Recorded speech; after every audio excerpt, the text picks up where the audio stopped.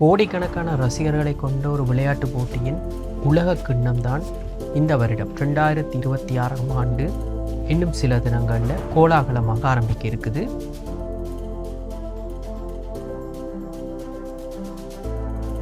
இந்த உலகக்கிண்ணம் தான் இந்த FIFA உலகக்கிண்ணம், கால்பந்தாட்டு உலகக்கிண்ணம் தான் இதுவரை காலம் நடைபெற்ற உலகக்கிண்ணங்களிலேயே மோஸ்ட் எக்ஸ்பென்சிவ் டோர்னமெண்ட் என்று இப்பொழுது சொல்லப்பட்டிருக்கிறது. அதாவது அதிக செலவு கொண்ட அல்லது பார்வையாளர்களிடம் அதிகளவான பணச்சுமையை ஏற்றக்கூடிய ஒரு டோர்னமெண்ட்டாக காணப்படுவதாக இப்பொழுது தெளிவாக உலகத்திற்கு அறிவிக்கப்பட்டிருக்கிறது. இது தொடர்பான சர்ச்சைகளும், இந்த சர்ச்சையில் மிக முக்கியமான பணம், அதாவது இந்த டிக்கெட்டுகளை விற்பனை செய்வதில் ஏற்பட்டிருக்கின்ற குளறுபடிகள், அது மட்டுமில்லாமல் அரசியல் தன்மை. தற்பொழுது இந்த ஃபிஃபாவை இப்பொழுது இந்த வேர்ல்ட் கப்பை நடத்துகின்ற நாடு ஒரு போர் ஒன்றை ஆரம்பித்திருக்கிறது இன்னொரு நாட்டின் மீது. அந்த போர் தொடர்பான அரசியல் சர்ச்சைகளும் தான் இந்த உலகக்கிண்ண கால்பந்தாட்ட போட்டியை அனைவரையும் உற்று நோக்க வைத்திருக்கிறது. ஸோ அது தொடர்பாக கொஞ்சம் தெளிவாக பார்ப்போம்.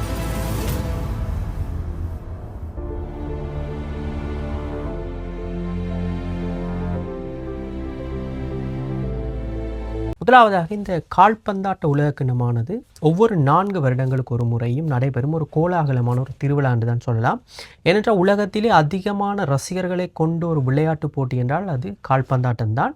இந்த கால்பந்தாட்டத்திற்கு இந்த மேற்கு பக்கம் அமெரிக்காவில் இருந்தும் சரி, கிழக்கு பக்கம் ஆசியாவில் இருந்தும் சரி, ஒட்டுமொத்தமான அனைத்து உலகத்திலுமே கோடிக்கணக்கான ரசிகர்கள் காணப்படுகிறார்கள். உலகமே உண்மையாக சொல்லப்போனால் ஒரு உலக கிண்ணம் என்றால் இந்த கால்பந்தாட்ட போட்டி தான். ஸோ அப்படி இருக்கிற நிலைமையில் இந்த 2026ஆம் ஆண்டு உலக கிண்ண கால்பந்தாட்ட போட்டியானது 3 நாடுகள் நடத்துகிறது. America, Canada, Mexico.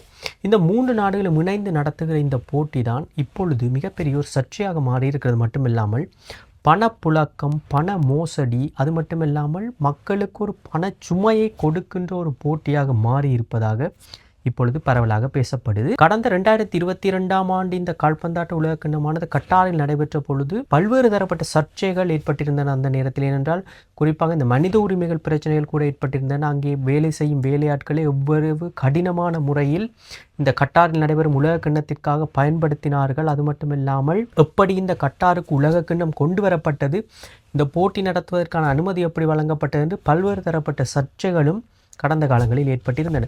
அதையெல்லாம் மிஞ்சுற அளவுக்கு தான் இப்பொழுது சர்ச்சைகள் இந்த 2026ஆம் ஆண்டு உலகக்கிண்ணத்தில் காணப்படுது. குறிப்பாக இந்த கால்பந்தாட்ட உலகக்கிண்ணத்தில் வளமையாக இதுவரை காலமும் 32 நாடுகள் தான் பங்கு பெற்று வந்திருந்தன. இந்த முறை முதல் முறையாக 48 நாடுகள், குறிப்பாக 16 நாடுகள் கூடுதலாக சேர்க்கப்பட்டிருக்கிறது. அதிகமாக நாடுகள் சேர்க்கப்பட்டிருக்கிறது என்றால் அதற்கு மிக முக்கியமான காரணம் அல்லது மிக முக்கியமான அடுத்த கட்ட நோக்கமே அதிகமான போட்டிகளை நடத்துவது. இந்த உலகக்கிண்ண போட்டியில் 104 போட்டிகள் நடைபெற இருக்கின்றன. இதுவரை காலமும் நடைபெற்ற உலகக்கிண்ணத்தை விட அதிகளவான போட்டிகள். ஏன் இந்த அதிகளவான போட்டிகளை நடத்த வேண்டும் என்பதுதான் இப்பொழுது அடுத்த மிக முக்கியமான கேள்வி. அதற்கு ஒரே ஒரு பதில், பணம் தான். அதிகளவான போட்டிகளை நடத்தினால்தான் அதிகளவான டிக்கெட்டுகளை விற்பனை செய்ய முடியும். அப்படி டிக்கெட்டுகளை விற்பனை செய்வதன் மூலம் அதிகளவான பணத்தை வசூலித்து கொள்ள முடியும். அதுதான் மிக முக்கியமான காரணம் என்று இப்பொழுது தெளிவாக தெரிகிறது. இந்த ஃபிஃபாவில் இதுவரை காலமும் குறிப்பாக ஆரம்ப கட்ட குரூப் ஸ்டேஜ் போட்டிகளுக்கான ஆக குறைந்த ஒரு ஆவரேஜ் டிக்கெட் பிரைஸாக காணப்படுவது $650 அமெரிக்க டாலரின் பெறுமதியில் படி. கிட்டத்தட்ட அதை பார்க்க போனால் இலங்கை ரூபாப்படி அது கிட்டத்தட்ட ஒரு 1.5 லட்சம் வரும். இந்தியன் பணத்தின் கரன்சி பெறுமதியின்படி கிட்டத்தட்ட 50 தொடக்கம் 60,000 அளவுக்கு வரும். ஒரு குரூப் ஸ்டேஜ் மேட்சை பார்ப்பதென்றால் தற்போதைய டிக்கெட்டின் விலையானது இது கடந்த 2022ஆம் ஆண்டு நடைபெற்ற உலகக்கிண்ணத்தில் நடைபெற்ற போட்டியின் டிக்கெட் பிரைஸை விட 200% அதிகம் என்று இப்பொழுது சொல்லப்பட்டிருக்கிறது. ஸோ இப்படியான நிலைமையில் தான் இந்த டிக்கெட்டுகளானது இப்பொழுது விற்பனை செய்யப்பட்டு கொண்டிருக்கிறது. இதற்கு ஃபிஃபாவும் தன்னுடைய ஒரு உடந்தையாக காணப்படுகிறது. என்ன காரணம் என்றால் ஃபிஃபா இந்த முறை தான், இந்த ஃபிஃபா என்பது தான் இந்த கால்பந்தாட்டம் உலகத்தில் நடக்கிற இந்த கால்பந்தாட்டம் அனைத்தையும் கண்ட்ரோல் செய்கிற ஒரு அமைப்பு. கிரிக்கெட்டுக்கு அப்படி ஐசிசியோ, அந்த மாதிரி ஃபுட்பாலுக்கு ஃபிஃபா. ஸோ இந்த ஃபிஃபா இந்த முறை கொண்டு வந்திருக்கிற மிக முக்கியமான ஒரு திட்டம் தான் இந்த டிக்கெட்டை ரீசேல் பண்ணுவது தொடர்பாக.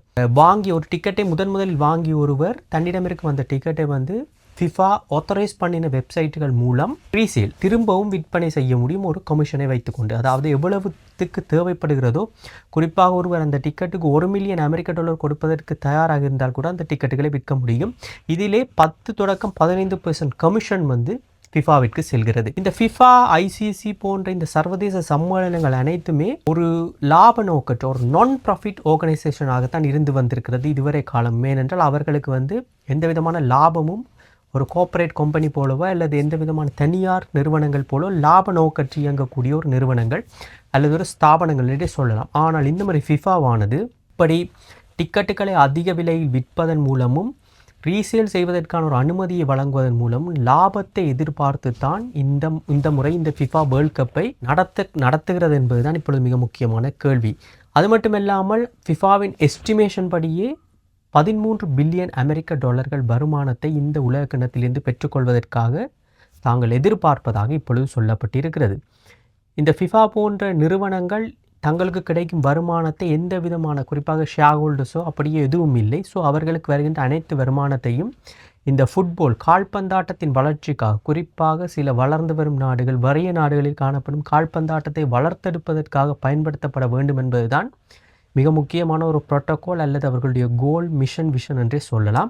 ஸோ அப்படி இருக்கிற நிலைமையில் அதிகளவான லாபம் பார்ப்பதற்காக அல்லது அதிகளவான வருமானத்தை ஈட்டிக் கொள்வதற்காக மிக முக்கியமாக இந்த விலையேற்றங்கள் மற்றும் மீள் விற்பனை செய்தல், வாங்கிய டிக்கெட்டுகளை மீள் விற்பனை செய்தல் என்பன நடைபெற்று கொண்டிருப்பதாக சொல்லப்பட்டிருக்கிறது.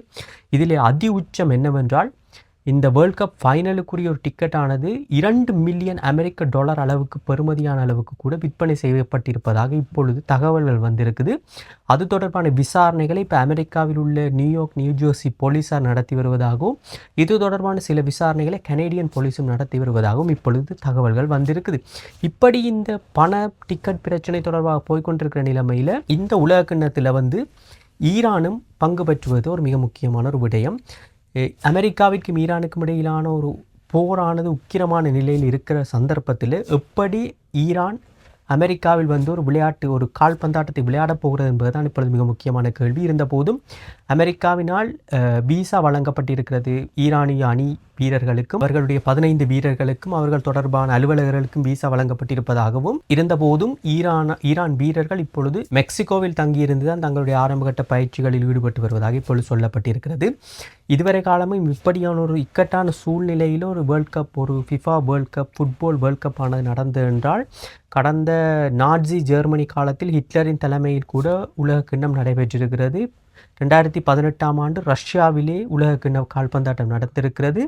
அவை எல்லாவற்றையும் விட மிக முக்கியமாக ஒரு வித்தியாசமான ஒரு விசித்திரமான ஒரு உலக கிண்ணமாகத்தான் இது காணப்பட்டிருக்கிறது. அது மட்டுமில்லாமல் உலக கிண்ணத்தை நடத்தும் நாடுகளுக்கு மிகப்பெரிய ஒரு பணச்சுமை ஒன்றை இந்த உலக கிண்ணமானது வழங்கி இருப்பதாக சொல்லப்பட்டிருக்கிறது. குறிப்பாக கனடா இந்த உலகக்கிண்ண கால்பந்தாட்டத்தை நடத்துவதனால் கனடாவிற்கு 1 பில்லியன் கனேடியன் டாலர் செலவாகும். இந்த உலகக்கிண்ண போட்டிகளை நடத்துவது கிட்டத்தட்ட கனடாவில் ஒரு 15 போட்டிகள் நடைபெற இருக்கின்றன. அவற்றை நடத்துவதற்கு கிட்டத்தட்ட 1 பில்லியன் கனேடியன் டாலர்ஸ் செலவாகும் என்று இப்பொழுது கணக்கிடப்பட்டிருக்கிறது. இவை அனைத்துமே கனடாவில் இருந்து வரி செலுத்திய மக்களுடைய பணத்தில் இருந்து தான் செல்ல போகிறது. இதிலே எந்த விதமான ஒரு சலுகையோ எந்த விதமான பண உதவியோ ஃபிஃபாவோ வேறு எந்த நாடுகளோ செய்ய போவதில்லை. இது கனேடிய மக்களின் பணம் தான் போகிறது.